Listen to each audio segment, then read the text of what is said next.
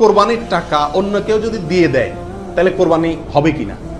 আমি গরিব মানুষ, আমি কোরবানি করতে চাচ্ছি, অথবা সামর্থ্যবান, আমাকে একজনে টাকা দিয়ে দিল যে আপনাকে একটা ছাগল দিয়ে দিলাম, অথবা আপনার ছাগলের টাকা দিয়ে দিল যে আপনি কোরবানি দিয়েন।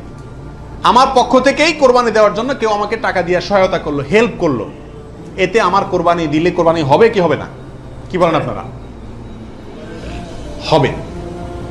যদি কেউ টাকা দিয়ে আপনাকে কোরবানির জন্য সহায়তা করে, ছাগল কিনে দিল, গরু কিনে দিল, কোরবানির অংশের টাকা দিয়ে দিল, আপনার পক্ষ থেকে কোরবানি দেওয়ার জন্যই আপনাকে টাকা দিছে, তার টাকা দিয়ে আপনি নিজে কোরবানি দিলেন নিজের পক্ষ থেকে, এটাতে কোনো অসুবিধা নাই।